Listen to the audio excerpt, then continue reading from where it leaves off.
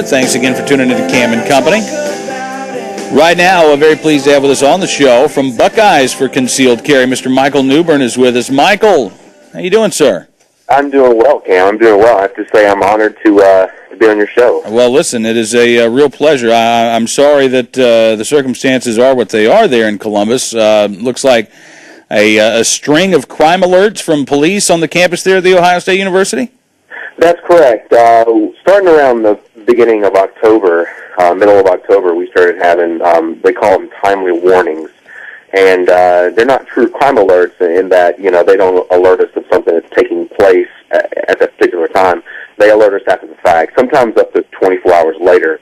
And they started popping up, and some students started discounting them as spam, to be honest with you, because it was just so frequent. The period from November 6th, or October 6th, November 6th, they were on the neighborhood of 73 incidents in the university district alone. A dozen of them made the alert system, but because they involve students. But yeah, it's been pretty bad. And so the reaction, it sounds, has been pretty swift. I mean, hundreds of students have been signing up to join Buckeyes for Concealed Carry? That's right. This is something that I've been wanting to do since I started school. I'm an engineering student, and my first year I really wanted to focus on my education and get my foundation laid for good performance in college. But after that, I started really thinking about how I was going to, make this happen. And I took some clues from Students for Concealed Carry on campus and Ohioans for Concealed Carry and Buckeye Firearms Association.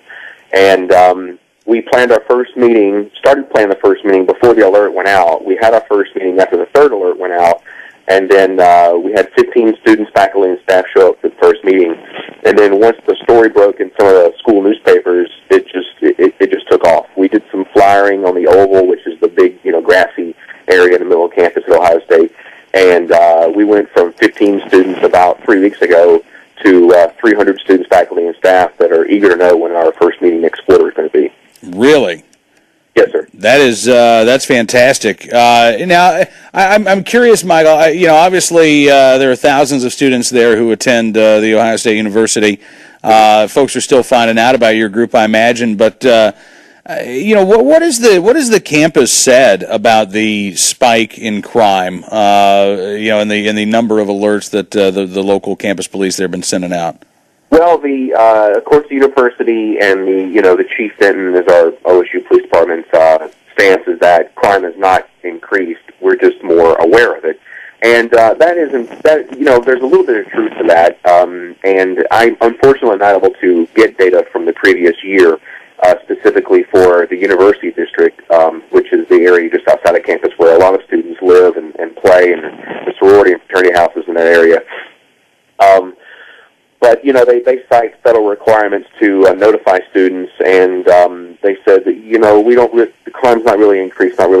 But then Columbus Police Chief came out last week and did say that there was an increase in crime, but once again, the university is just focusing on the campus area. And, they said, well, campus crimes in the past year hasn't increased. And it's not. I mean, you're talking one violent crime increase over the past year. But the thing that we really talk about, and the thing that we really are interested in, is the fact that by disarming students on campus, we've also disarmed them off campus as well. I mean, there's no way for a defensive tool that is not allowed on campus to just poof sudden go away once a student crosses High Street from walking into their onto school. And so we actually look at it as we're protecting ourselves on campus, but we're also most vulnerable when we walk off campus, in the areas that are dimly lit, the areas where the OSU police don't patrol, and we're being victimized left and right. Obviously, the campus carry has been an issue that has gotten more attention over the past couple of years. It's been a struggle in state legislatures because I think in large part the university system putting pressure on various state legislatures. In Texas, for instance, a campus carry measure last year had the support of a majority of the House and the Senate, and yet for some reason it couldn't get a straight up or down vote in order to be sent to the governor's desk there. Are you afraid, Michael, or do you think that politics is being played here with public safety?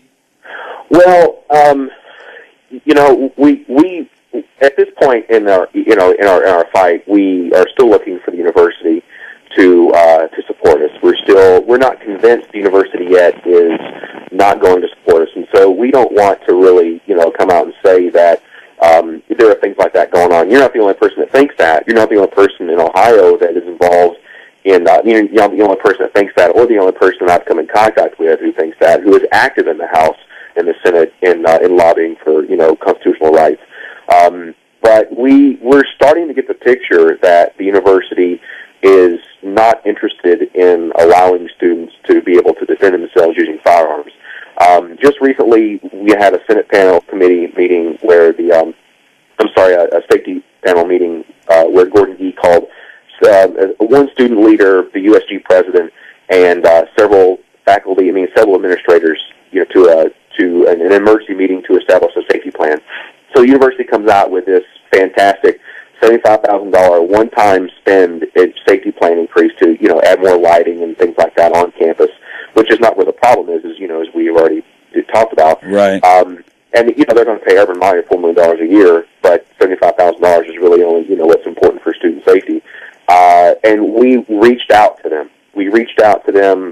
Several times. Hey, we've got a great no-cost solution.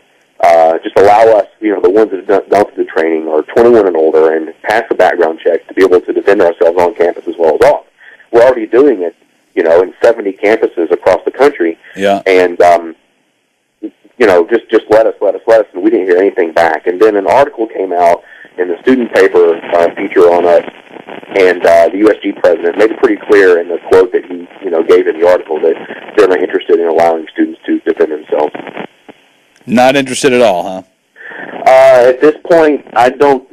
Either he has not listened to the facts, or he's just plain not interested. We think that people, when they listen to the facts and they listen to reason, will become interested.